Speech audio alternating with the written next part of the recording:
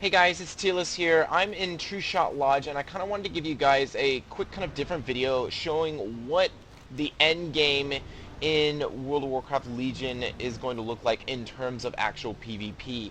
So I'm just going to make this short, sweet, and kind of show you everything that you're going to be able to see as soon as you hit 110. I'm going to open up this map, and basically I'm just going to point everything out to you guys so you can see what is available to you.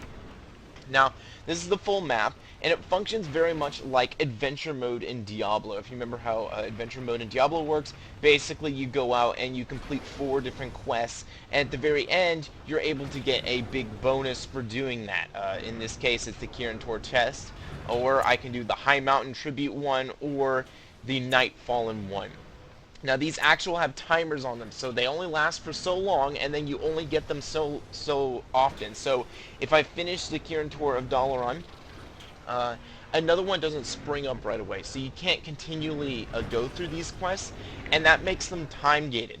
In addition to that, all the world quests that you will see pop up around the world, such as this one, Retake the Skyhorn, is going to be time gated as well. Notice it says time left 14 hours left. So I only have 14 hours to actually complete this one so that it can count towards my High Mountain Tribes objective before it goes away.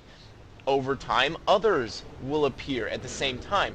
These are the PvE world quests. And these, while the money ones won't be so popular, the order resources ones will be very popular, and the artifact weapon ones will be extremely popular. It's going to force the entire it's going to force everyone from mythic raiders to gladiators to everyone out into the open world, because they're going to want to min-max their weapon as quickly as possible. Look at this right here. It grants 315 artifact power, and I've done 2 researches on artifact weapon kind of notes, which increases how much these items actually grant artifact weapon power. So I don't know what the base value is, but it's a pretty long process when you consider that the 34th rank, which is what it will require for you to actually have all of your talents and your artifact weapon complete.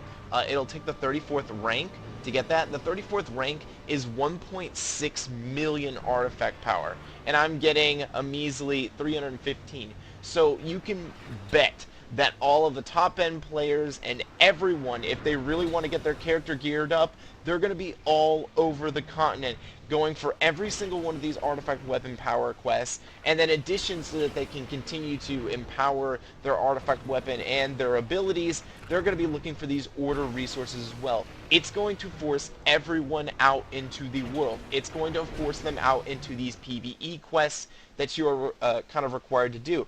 When I complete something like the High Mountain Tribes, as I click this right here, everything that is highlighted is basically a High Mountain Tribe quest. So if you look at this one at the top here, it's kind of highlighted. If I switch off of it, you can see it unhighlight. I'll switch back to High Mountain, and it shows you which ones are actually highlighted. People are going to want to complete these 4 objectives because this box actually provides either a ton of gold, or it will provide an actual gear piece, or it could provide other things like lots of artifact weapon power. I believe in one I got an artifact weapon power item that gave me about 1,200 artifact weapon power. Another one gave me about 1,300 gold. People are going to want to complete these, and it's going to force them into the open world. Now, 2 things that I have not shown you here on this list. First is this epic portrait here. This is a miniature raid boss, okay? And I've faced one of these where I've been able to solo it on my Beast Mastery Hunter, and at the same time I've faced one where we absolutely were pouring in. This was a PvE server. Both Horde and Alliance were pouring in, attacking this boss.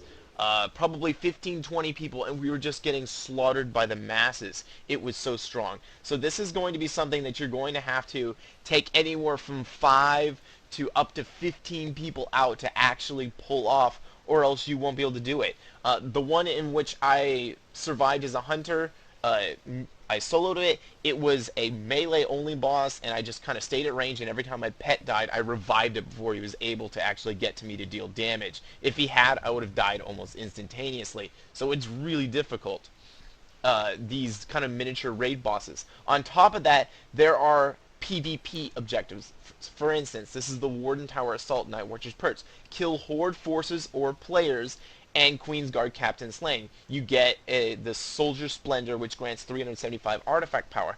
Now, like I said, it's going to force all gladiators and even mythic raiders, if they want to gear up as quickly as possible, they're going to be forced into doing these PvP objectives, whether they like to or not, because it is going to be one of the ways in which you can get your artifact weapon up as quickly as possible. Once again, I mentioned 1.6 million artifact power for you to be able to actually max it out. And then beyond that, you can even go beyond your artifact weapon, and you can start gearing up. There should be an icon somewhere on your artifact weapon. I don't see it on mine. It might not appear until you actually hit full artifact weapon on your character, but another option will show up, and you can continue to get more artifact weapon power, and it'll increase it by like 0.5% in damage. So even once you reach max level, it will continue. You'll continue to have to kind of pursue artifact weapon power in order to further the progress of your damage and make it even more powerful. Right now, the highest that they've shown, at least on MMO Champion, is that rank 39 is 2.3 million is how long it takes to actually get that far. So this is what you can expect from the, with the exception of, your dungeons and your raiding and your PvP, this is what you can expect in the open world for PvP, is these kinds of PvP forces, PvP battles, world quest battles. There's going to be a lot of world PvP centering around all these locations. It's not shown here, but actually right here by Frosthoof Watch, there's actually an arena in which you go into and everyone will be flagged against all factions and even your own factions. So there is even a PvP quest like that. But on a PvE server, if you walk into this area, you will automatically be flagged for PvP and you'll be forced to PvP. The last thing that I have not shown, if it shows up around here, is going to be the absolute epic here, the epic portrait here, which is a quest that basically is for a actual raid, world raid boss. This one being Levantis. And then there's also a different here, something different here that I haven't seen before. One that actually goes into a dungeon, requires you to do a dungeon. But for the most part in the open world, you have your epic raid boss, so your normal world boss. You have the miniature world bosses, such as this one right here. You're going to have your world quests, and then at the same time you're also going to have your PvP quests. Now, as I mentioned before, see, here's another world boss. You are going to be required to do these if you really want to max out your artifact weapon, and you want to make sure that you stay ahead in your conquest of actual class order hall resources in order to keep your artifact weapon power up to speed. I got to 110 and I had 4,000 resources, and all of a sudden those 4,000 resources were depleting so quickly once I hit 110, because a lot of the order resources cost a lot. There's this one up here. I tried to go up and see if I could solo at the very top. It was way too hard. I mean, I had trouble even getting to the boss, let alone actually killing him. And so here's another kind of a beast area, or an actual kind of free-for-all area. It's going to be Bareback Brawl and conquer beasts or slay enemies. That's another PvP area. Here's another PvP area. Kill horde forces or players.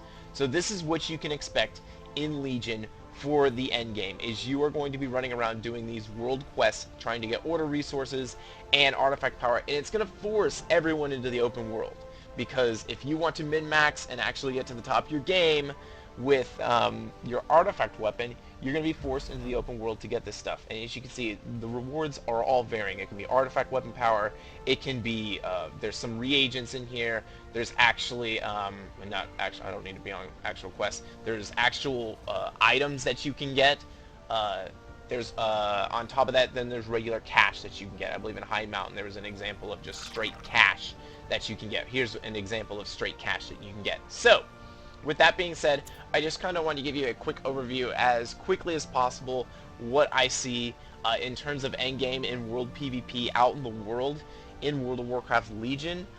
It's pretty interesting. They really just took the Diablo style of kind of methodology of how you do the adventure mode in Diablo, and they basically just straight implemented it into World of Warcraft. You'll start seeing a lot of Diablo's ideas being implemented directly into World of Warcraft, which isn't a bad idea because Diablo's done a fantastic job ever since the last expansion. So look forward to a lot of world PvP in World of Warcraft Legion. Once again, these are time gated. So people can't just be like, oh, I'm just going to sit here and not do this one, because if they do, it's going to run away, or they they may not have they only have a certain amount of like time a day to be able to do something, and if they decide to wait until the next day to do it, it'll be gone. So it's all time gated, and it's going to force people out into the open world, which is going to end up forcing world PvP. So that's everything for this video. I just wanted to do as quick as I possibly could an overview of what world PvP should be like in World of Warcraft Legion. Thanks guys. See you guys later. Tierlis out.